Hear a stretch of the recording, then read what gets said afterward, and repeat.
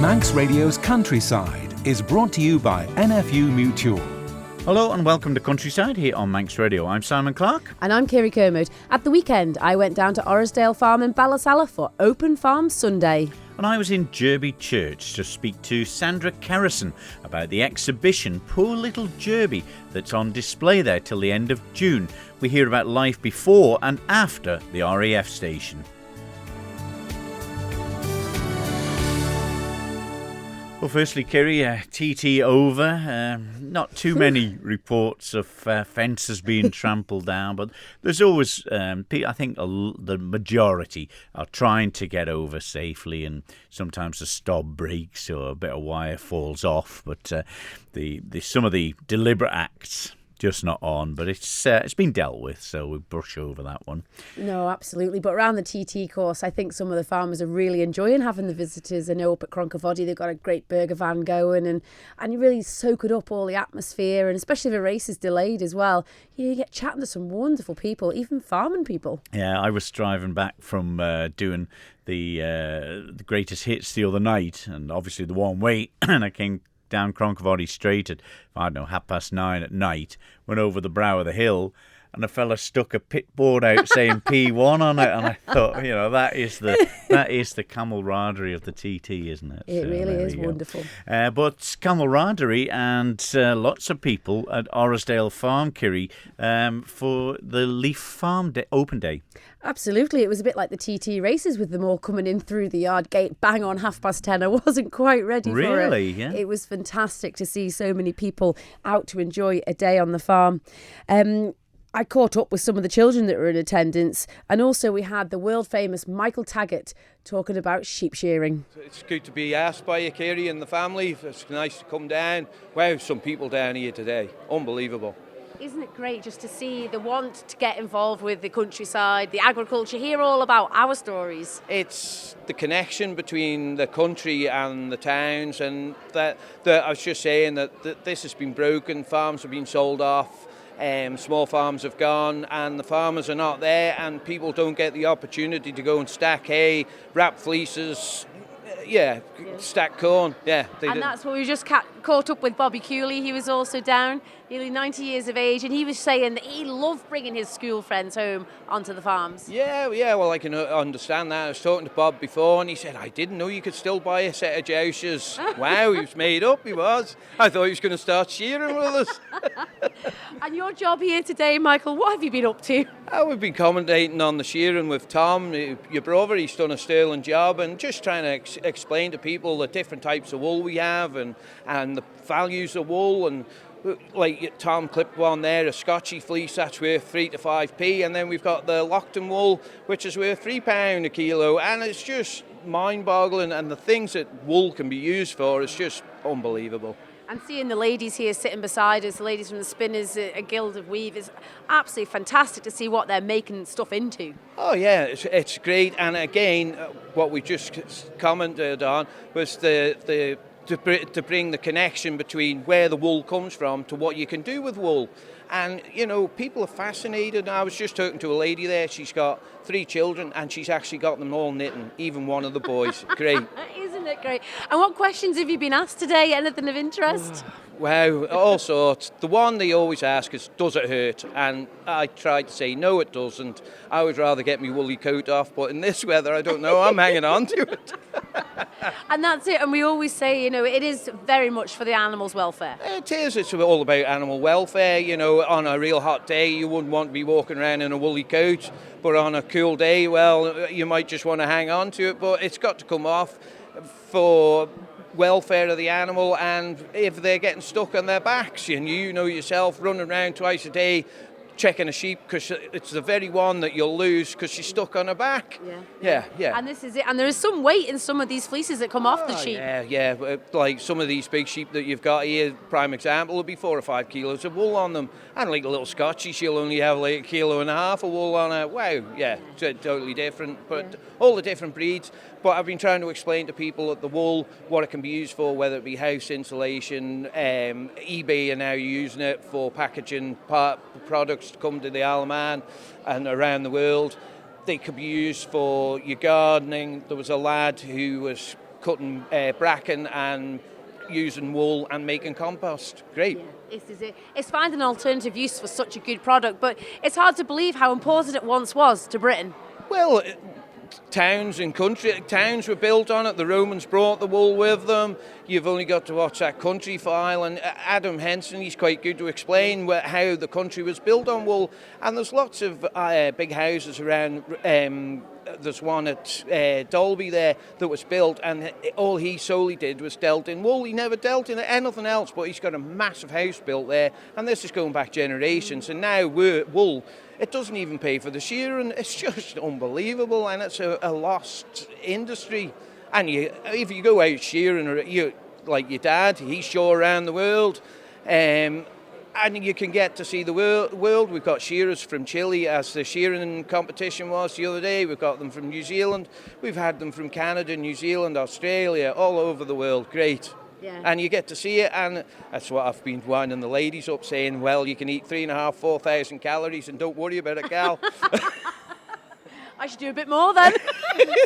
Hey, yeah, well, this is it. It's a real help, but it's a sport now. This shearing is a sport now, and to watch a fella who can shear 600, 700 sheep, and like the record is at 836 at the minute. Wow, just in an 8-hour day, that's some stamina. Isn't it just? That is absolutely phenomenal. But today, Michael, it was absolutely great to see so many families enjoying themselves. And you've done a sterling job, you and your family. You've got everybody down here, and it's bringing the connection back from the town to the country, and learning where their food is coming from, where our honey comes from, where our organising the shows, the meat, the NFU, and yeah, it's everything, isn't it? And we've got the burger van here.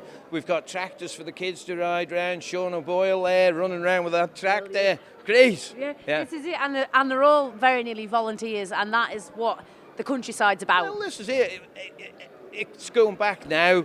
I think everybody's just got to help everybody else, because the money's not in the job, and you've just got to help one another out at times, haven't you? And no farmer would let you go hungry or anything. No, this is it. No. So you're not going to cut your own hair this year? No. You're looking all short back and sides this time? Short back and sides is done now. We've got the like a racing snake now.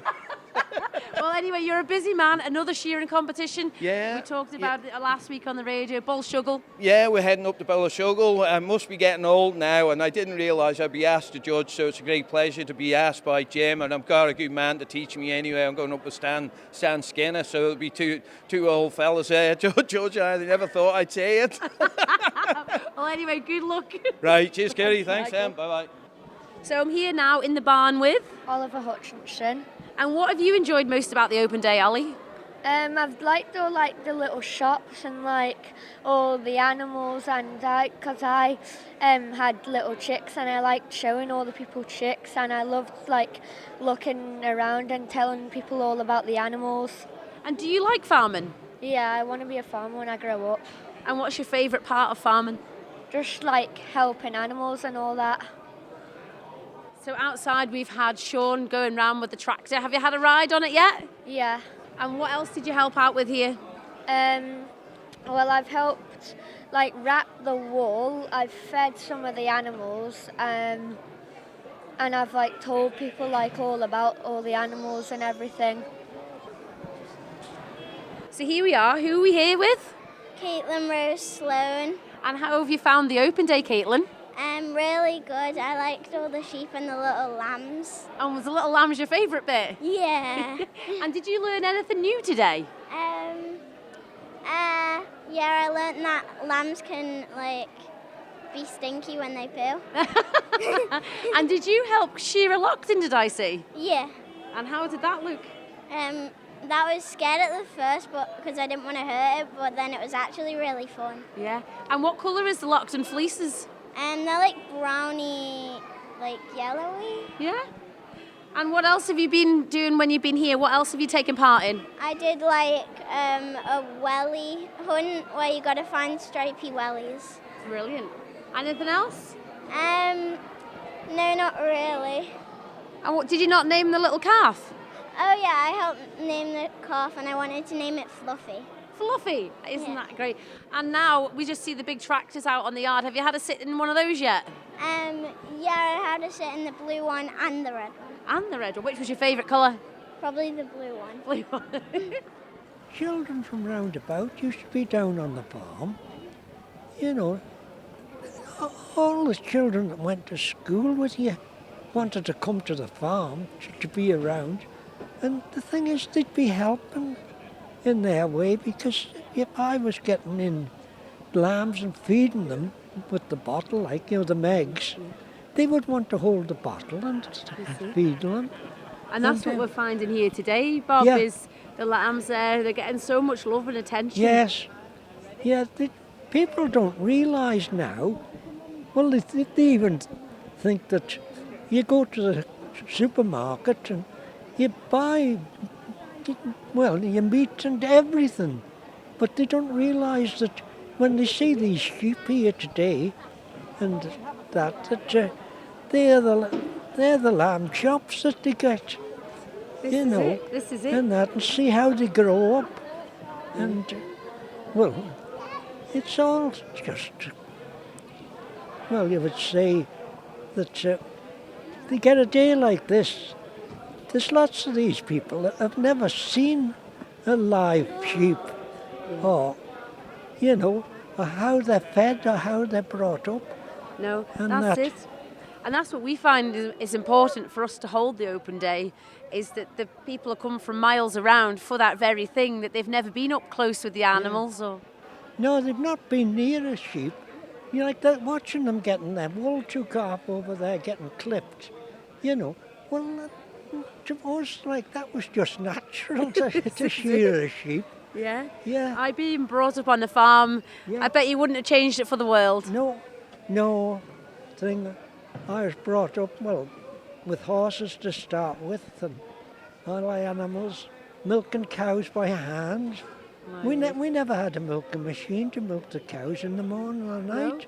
And that said, Bob, there's a cow in the corner here, very Yeah. much an artificial cow. Yeah. But the children are having a go at hand milking her. Yeah. They won't know the hours that you would have put in actually doing it for real. Yeah. Well, we had to milk a cow before we went to school in the morning, and it was just natural to do it, and doing all the different jobs on the farm. Yeah. And these that- young ones here These climbing. young ones, on these tractors, they're a lot bigger tractors than what I don't know what my father would have said if he'd have seen this one. Aye, they're fine big tractors these days, Yeah. but they cost an awful lot of money though. They must do. Yeah, I wouldn't like to have to change the clutch in this. No, this is it. But it's hard to believe. We had Ned Kenyock here before with the heavy horses there, and he does still do a bit of ploughing and whatnot at home with them.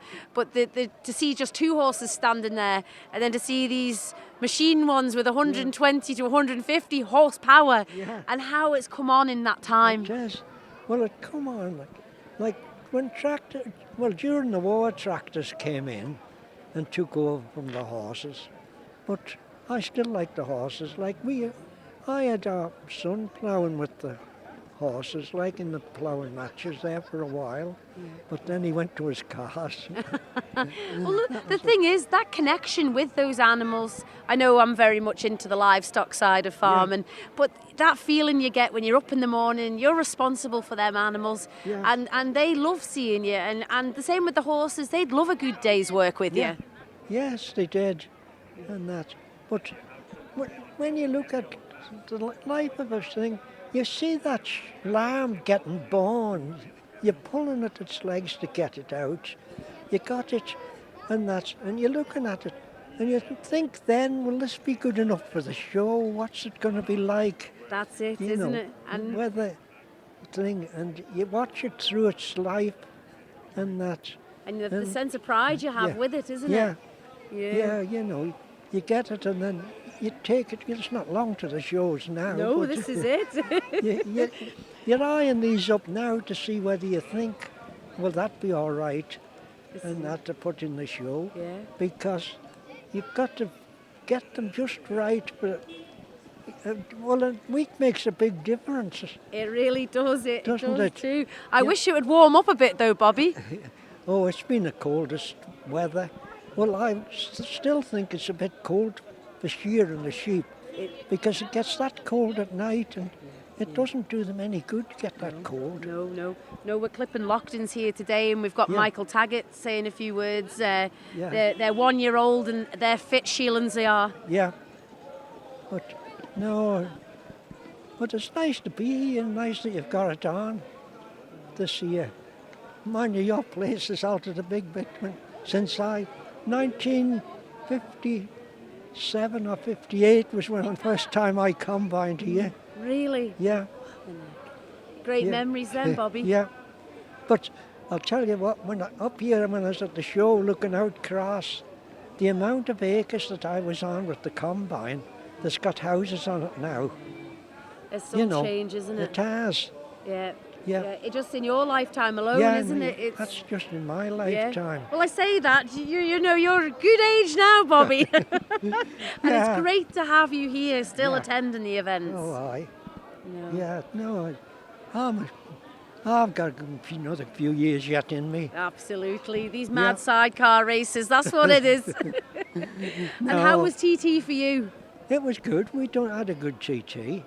Had a good lot of visitors, like, in campus and that. And that's at the farm at Hilbury. Yeah. Yeah, a famous place to watch. Yeah, Hilbury now is getting busy because they keep now putting them back, with places where they can't watch. But Hilbury is a good corner. Yeah. So you get plenty of visitors coming to give you a knock and see how you're doing. Yeah. Yeah. Well, I've still got 3 bikes there that I had from the 1950s. So it's nearly a museum as well. Yeah, well, they look at them and because they haven't seen them sort of bikes. No, it's a bit like farming today, isn't it? You show an insight into today's farming and same with you, insight into the history of the bikes there as well. Yeah. Where is the furthest place your visitors come from? We have visitors from we have any amount from France and Germany, Denmark. Yeah. And they still keep coming back to it.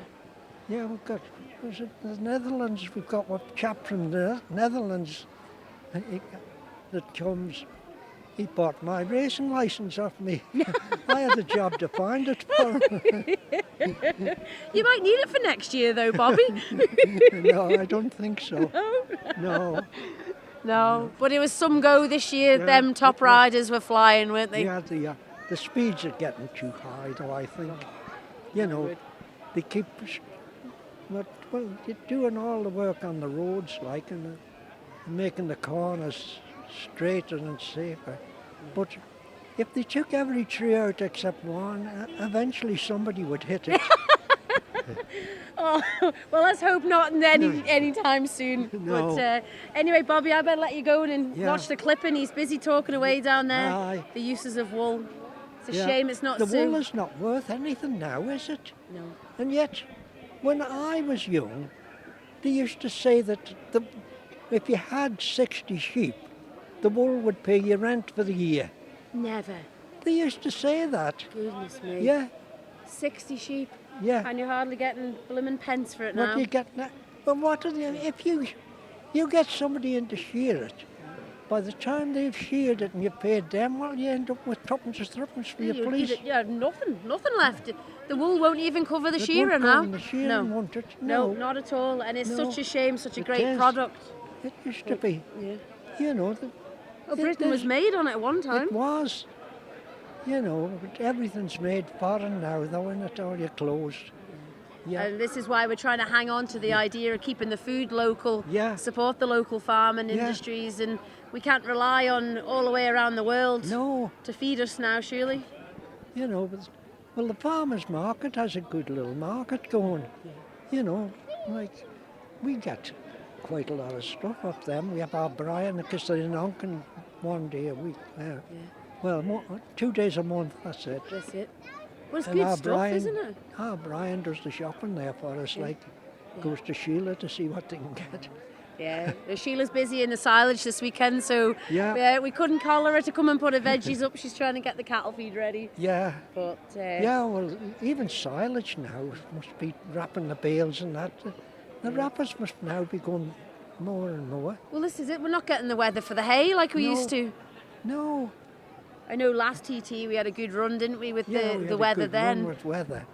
But for the hay, like, there used to be some good hot days, and it's surprising. It's very But few. now it's, at the end of the day, you know, like, I think farming now must be a hard job to make a living even out of it. Yeah, it's getting difficult with the seasonality, the Yeah, changes with this weather. It's know. really knocking it about. Yeah. And they tell me, like, fertiliser now is going up all the time. Yeah. Yeah, we use quite a bit of the farmyard manure still. Yeah. It's a good help and it's a good lift, but you still need some of the artificial stuff to keep that push on to get the Yeah, crops. Well, going back to we with the manure we used under the potatoes, we were putting just the farmyard manure mixed with rack. If there was rack on the beach, Father would be saying, "We've got to get down and get that mixer's rack." And let stinky, as we called it, which was all the animals that had been, you know, dried and ground into. But now you see them, don't use that now. No, the rack off the beaches, it's plentiful still. It comes in for free, and it's a shame, isn't it, really? Yeah, well, down Douglas, they're pushing it back out again to come in the next day. Wonder what your father would say about that. Don't know. No comment, maybe. He said, put it on the trailer for us. Yeah, that would be it. Yeah. It had its uses, and some of the old uses are coming back, Yeah. aren't they? Some of the old ways, but not quick enough sometimes.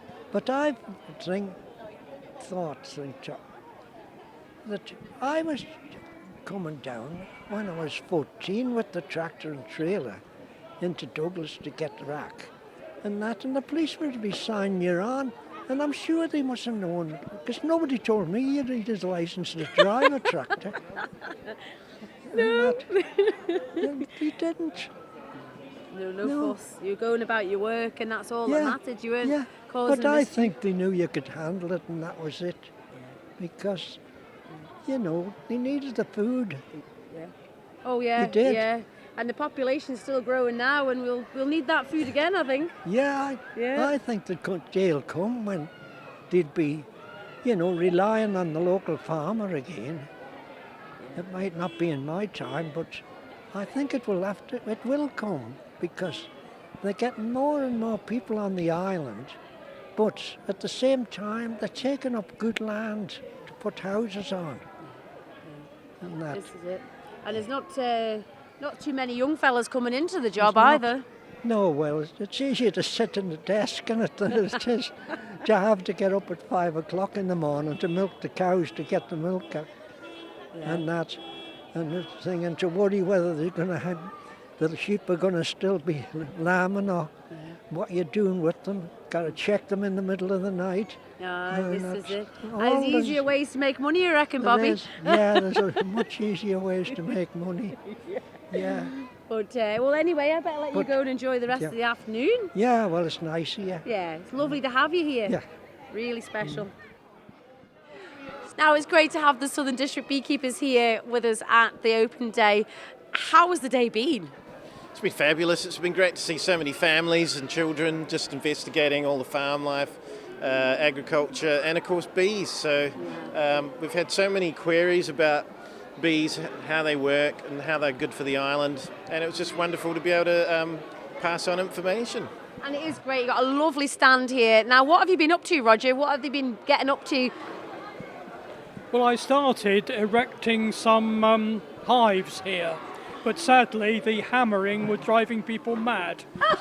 So I've just glued them. Oh, it's driving who mad? Your fellow stall holders. I'm sure the children would want to have had a go. Even the animals didn't like me banging and chattering.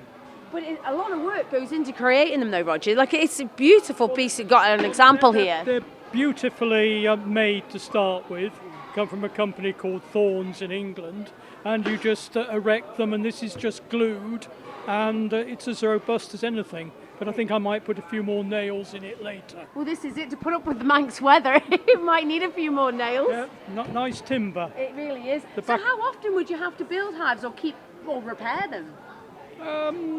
A hive would probably last for 8 to 10 years before the weather gets to them. Wow, they are really well made. So they tend to go in the corners, and then what you find is the bees can crawl in and out where you don't want them to. I see. So, and if you're careless with your hive tool and you chip them, then any little hole will be found. And so you replace them, I say, every 8 years. And you can get the parts to replace them quite easily, or do you have to bespoke make them yourself? Well, John here has made some hives himself from spent timber. Oh, wow. All the dimensions are on the internet, so it's easy enough.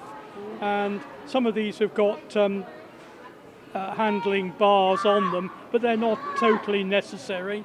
So you can just put the bees in a box, as long as the dimensions are right, so that what we've got is bee space. If the space is too large, the bees will fill it, and if the space is too small, they'll fill it with propolis, resin from trees, and so the gap is absolutely critical. Yeah. It's amazing, John, how much work goes into creating these hives. Yeah, it certainly is. It's quite enjoyable though as a hobby. We offer courses, of course, with the Beekeepers Federation. During the winter we do sessions and lectures, and during the spring we ask people then to come and do practical sessions with us. So they get to visit local hives, real hives and real people. It's just wonderful to be able to pass on knowledge and just give people the joy of beekeeping. This is it. And Gwen, talking about the joy of beekeeping, I think honey has to be the really joyful side for me that doesn't actually keep bees. But how has it been for you today? Because you've been having a great day for tasters. We certainly have. People love to taste the different sorts of honey. We've got honey from 2 or 3 places on the island, and people can choose their favourite and buy that. So it's been very good. What's been going down well today? Is there one in particular, or? No, we've both been selling equally Port Sodric and Santon honey and Ballasalla honey today. So yes, it's very popular. And how has the harvest been for the honey this year? Obviously, it's been a really, really wet winter, cold, long spring. Well, we haven't got the harvest yet. That comes in August, September, and hopefully the weather's going to brighten up a bit and we get some long sunny days and the bees can actually get out without their umbrellas. So absolutely. And do you get any gauge throughout the summer of how it's going? When we check in the hives, you can tell some hives are doing better than others, and some aren't doing so well. So is that just common, or would it be just from the different types of winters we're having now? I think it's just the summer that we've been having. It's just been so cold and damp. So and not many days for the bees to get out. Long days, because they can get out. They can be foraging at 2 o'clock in the afternoon, and by 3 o'clock it can be pouring down. So and that washes the nectar out of the flowers, and so. But the bees are back out later, but there's not much there for them. Oh, that is such a shame. And you don't realise how the seasons do affect everything in life, not just us humans. It certainly does, because all the different flowers, it's got to be different temperatures, and it's got to be warm for certain flowers to secrete the nectar. And if you don't get those hot, warm, long, sunny days, the flowers just don't secrete as very much nectar at all. So do you have to help out with substitutes through the winter months to keep the bees going? We will come September, when we harvest the honey. If the hives are light, we feed them sugar syrup to supplement them through the winter, and we've got to keep them going, so they'll get at least 5 kilos of sugar for every beehive to keep them going through the winter. We leave plenty of honey on them as well. I leave a full box of honey with them. So and it works hand in hand. There is a balance there between us enjoying it on our dinner tables, but also to keep them for the next year. Certainly is. You've got to look after the bees and make sure that they're well fed in the autumn. And I suppose people forget how important bees are to just the circle of life. Certainly do. That They're one of our most common pollinators, along with the bumblebees and the wasps and everything else. So they all depend on the flowers and the nectar to survive. There we go. That was some of the people in attendance for Open Farm Sunday. We had the Southern beekeepers, Bobby Cooley, Caitlin Sloan, Oliver Hutchinson, and the world famous Michael Taggart. But it is fantastic, Kirree. Not even they got the chance to see what really happens on farms, and it reminds me of when I was a kid. They had the chance to get on the tractors, the old ones and the more modern ones, and push a few buttons and pull a few knobs, wasn't it? Oh, it's fantastic to see them, and they're climbing up those giant steps up to these great big tractors now. And parked aside, it was Kenny Cool's little Dexter in all of its glory. But it was great to have all the vintage boys there with their shiny tractors, just a spectacle on its own. But also other horsepower. Ned, Kenyak and Sylvia were there with the two big black Shires. Brilliant. I'm glad it was such a success, and gives the people a chance to go on a real farm for once, doesn't it? This is it.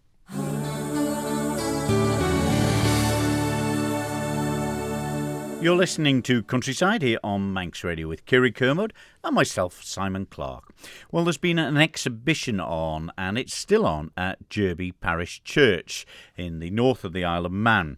It's called Poor Little Jurby, and I spoke to Sandra Kerrison from the church and tried to get the information about how the exhibition got called Poor Little Jurby to start with, and also it tells the story of life before and after the RAF station was built. It's been really well received, and we've had lots of visitors who've come specifically to see the exhibition and to have tea and cake at the same time. But we've also had lots of TT visitors, marshals, and also visiting bikers.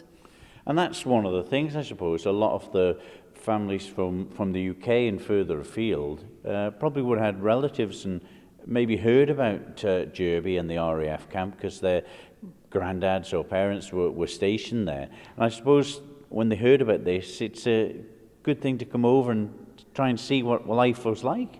Yes, well, we've had that because parts of it were from the RAF, Jurby and the RAF exhibition from 2017.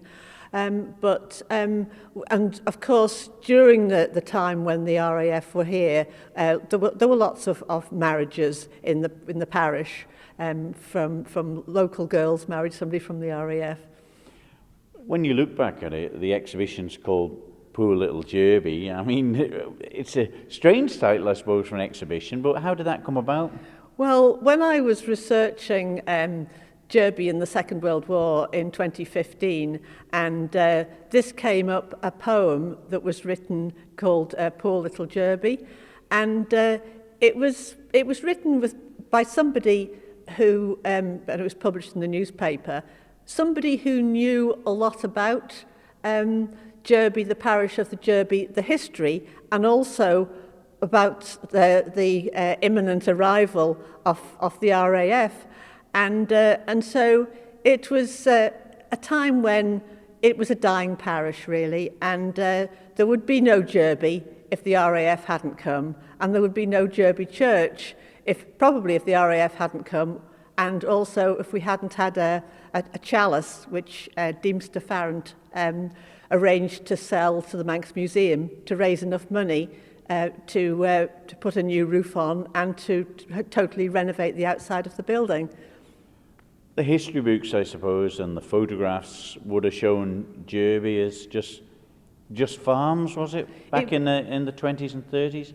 It was. It was a farming parish, and most of the young men had left. There were hardly any. Over the years, the population had plummeted. And where were they going to? They're going all over the place, but there were certainly lots that went to Canada and Australia and America, New Zealand, and just somewhere where they could find work. Was it that poor, the scarce, and the trying to make a bit of a living was tough back then? It was really tough, and it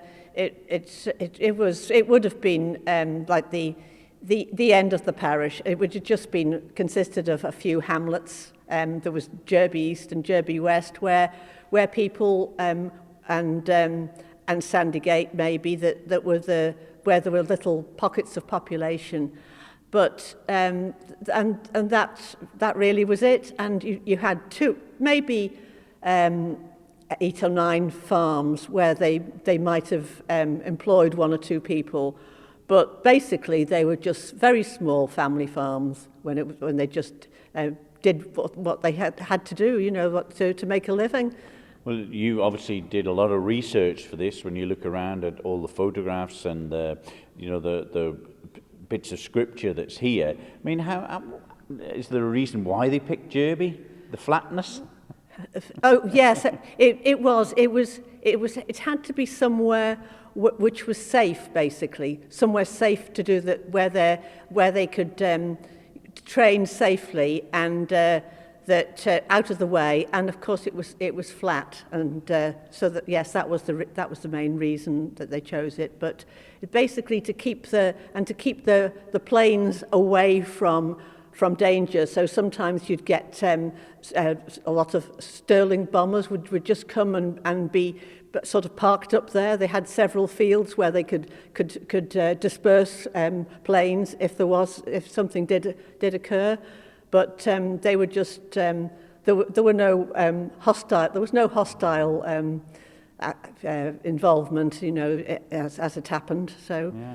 Well, I mean, when they first started, obviously they would have had to build a runway. Then was it? Was there a runway there? No, it was a case of building everything and building it really quickly. They made the decision sort of in late. The first inkling was when just before the poem was written about. That there were rumours that there was going to be an RAF station, and then this was announced in 1938, and then it was like a year to build it, so that it was. That's all a year. Well, it was September, I guess, in '39, just after the war had started, that it was operational. So it created employment for all of the island. It wasn't just Jurby, it wasn't just poor little Jurby that benefited, but and of course all the people like my grandmother who just had built on like a dairy and hen houses and pigsties and all this sort of thing, because they had to the pressure on to produce food, but also to take in the families. And this is what they had to do. All the small farms. Anybody who had a room had to take people in, and some of them came back to visit us and sent photographs of when they were children and staying at the farm. So it's all sort of there's always this people coming back to visit and to see what things were like and how they changed. Yeah. Luckily, some of the RAF buildings and the big hangars are still here, and obviously the runways and taxiway is still out there. So it's a remarkable feat that it was a massive operation, really, when you look at it now. Yeah, it was massive, and as you say, quite often, the best bits of going down to RAF Jurby Head, the best bits of road that have stood the test of time are those ones. And so it's but it was really well organised, and everything seemed to work. But of course, the downside of this was that once it did start. It was in use, was of course the Manx weather and the fact that training and the mist and the accidents, which is why we have so many war graves here.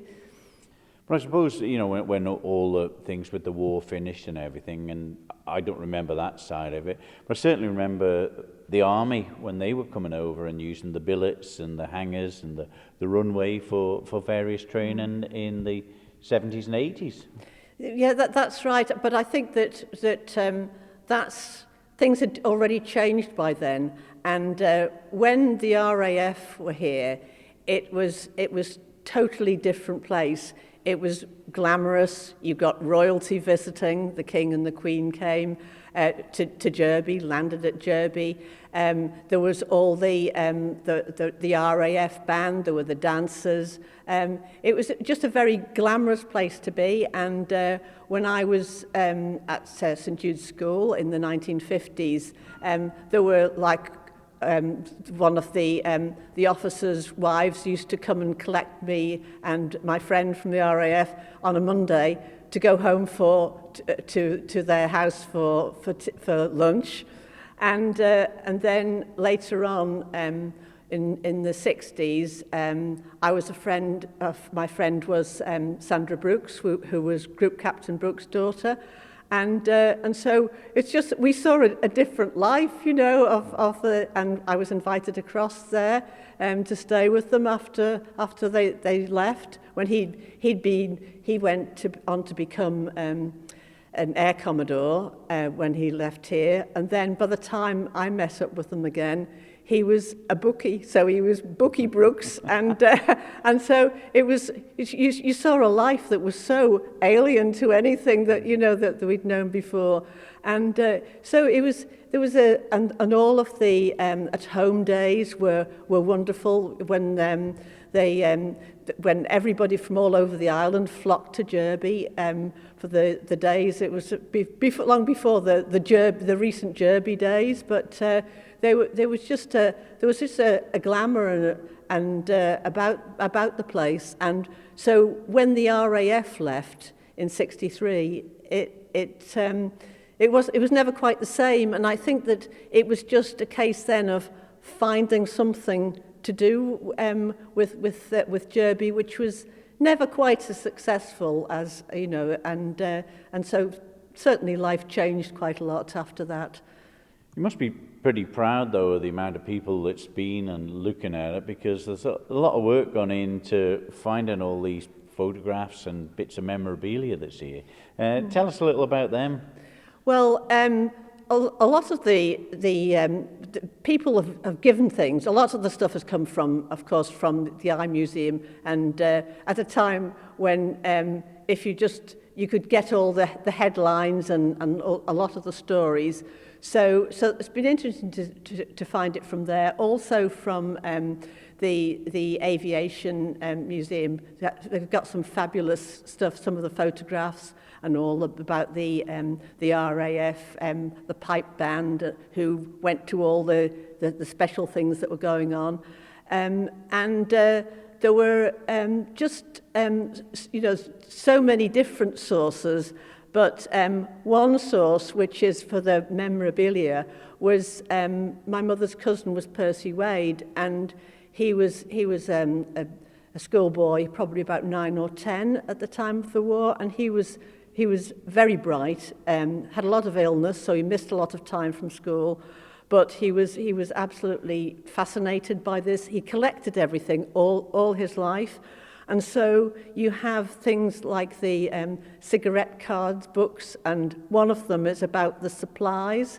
And he'd on the back somebody had written something like received with thanks from Santa Claus, W.P.T. Wade Esquire, and so this was his Christmas present, at the time during the war years, and it was lots of other things about the Festival of Man, the pageant that they had in '51. And various other letters from a copy of the letter that came from the king to the boys and girls. All of these were amongst his belongings, and the old pictorial magazines, Manx Pictorial, and then the national magazines. So it's just so many things which have just been lying in a cupboard, at our house for a long time, and it's nice to be able to have them there so people can see them, So it's been yes, and he of course has been a great supplier of a lot of the materials for previous exhibitions because he had so many Manx books. Sandra Kerrison from Jurby Church there telling me all about that exhibition, which you can go and see 7 days a week at the moment till the 25th of June it is on, and it's on from 10 a.m. till 4 p.m. in the afternoon, and it really was an eye-opener. Me being a Jurby lad all my life, you know, didn't remember too much of the RAF days, but obviously I've worked in a lot of the hangars that are still there, and remembering the army for many years, being over using the camp as well for training for many, many years when I was growing up. It's phenomenal, isn't it, to think it was so alive with all that was happening back then, and now obviously we have the great images to relive it again in all of its glory. But isn't it a wonderful sight to have all of the people coming to visit you when the camp and the RAF stations were there? Yeah, visitors whose probably fathers, granddads, great-grandparents were based at Jurby, and they were just really maybe some of them coming for the first time to actually have a look at it in person. It is really, really good. I think the island has so much history, heritage and culture that we really need to go and relive and enjoy what went on the island and take a minute to respect what it was all about. Indeed. Well, obviously, some of the interviews were a little bit long to slot into the programme. There are longer versions of the Countryside programmes on Manx Radio's website, manxradio.com. So you can go there and type in Countryside, go to the podcasts, and you can hear some of the episodes, or this particular one, in a fuller detail. We're back next week at 6 o'clock with more. So until then, from me, Simon Clark. And me, Kirree Kermode. We'll see you then. Bye-bye. Bye-bye.